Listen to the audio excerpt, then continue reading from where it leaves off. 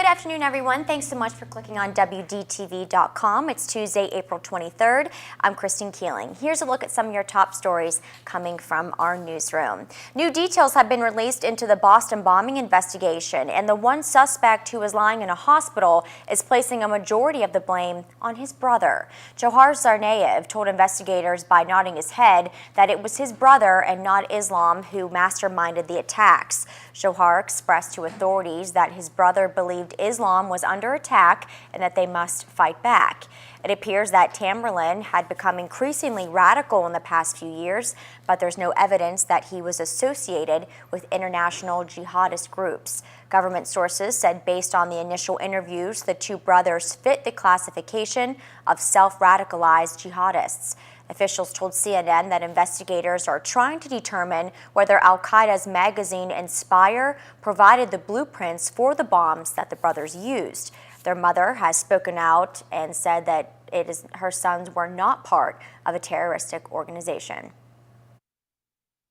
What happened is a terrible thing, but I know that my kids have nothing to do with this. That suspect, who is still sedated, had been read his Miranda rights. He's been charged with using and conspiring to use a weapon of mass destruction, resulting in death, as well as one count of malicious destruction of property by means of an explosive device, resulting in death.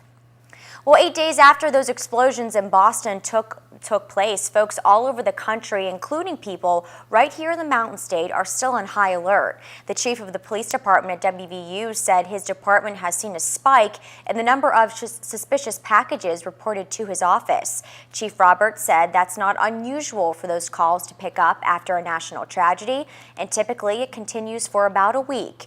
He believes that happens because people are afraid and they're on a heightened sense of awareness. Now, luckily, none of the reports on campus turned out to be anything. Roberts mentioned that he wants you to continue to keep an extra eye out for any type of weird activity and call police if you see anything. That's because they need your help. He mentioned if these types of incidents are going to stop, it's going to take more than just police to make it happen. We only have so many eyes, ears, and feet, so we need everybody to get engaged, and that's nationwide. It's not just here in Morgantown. If we're going to win at this and continue our lifestyle, then we need to actually all get engaged. Now, here's what you need to watch for. Call police if you see anyone leave a package somewhere. It's also a bad sign if they drop that item somewhere and take off. If you see any of that, don't hesitate to call police. Continuing coverage on the missile threat from North Korea, U.S. military forces are still lined up and down the country's coastline just in case its leaders threaten nuclear action again. Another group who will be watching that situation closely are officials at WVU. That's because there are a handful of Mountaineer students studying in Eastern Asia.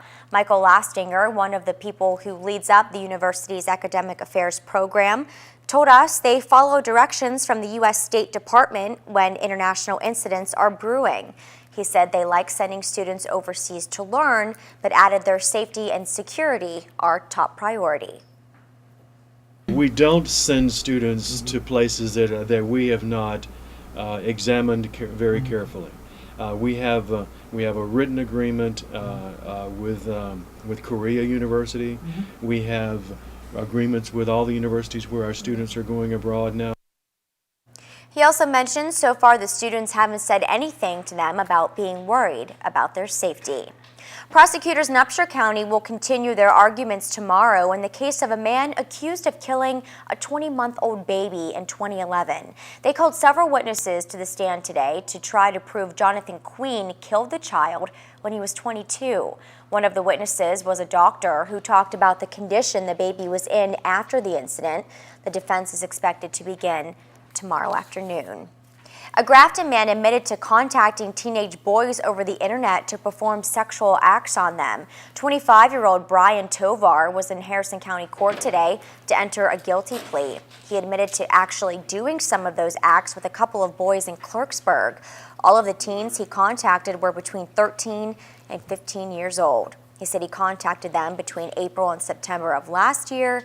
He'll be sentenced in May.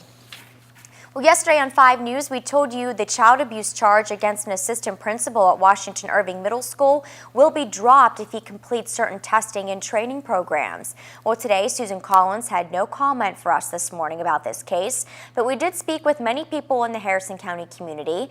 Today, we got a lot of mixed responses. Now, Scott Haig was originally charged after an altercation with a boy in the school's cafeteria a few months ago. Some of the people we spoke with today didn't feel comfortable speaking on the issue since they haven't been kept up on the story, but most people had very strong opinions. There were a fair amount of people who said they think Haig deserves another chance. I think he should have a second chance. I don't think he should be judged on one incident that happened. And from what I understand, he's a very good person and really loves children and, loves working with youth. And it's just something that happened. I admire any school teacher, how they can put up with it, or even school bus drivers. There's so much goes on that, it's a hard job. But on the other hand, there were a good amount of people who said they wouldn't want him looking after their kids. One man said he completely supports discipline, but once it gets to the physical level, that's pushing it. One woman also said it's a fine line of what you can and can't do. He crossed. He should be punished for his actions. Now we want to know what you think. Do you think Assistant Principal Haig should be allowed into the Harrison County school system? Let us know by answering our Facebook poll. That's what's making headlines tonight. Make sure you tune in to Fox 10 at 10 and 5 News at 11 for all your latest news and weather updates. Until then, have a great night.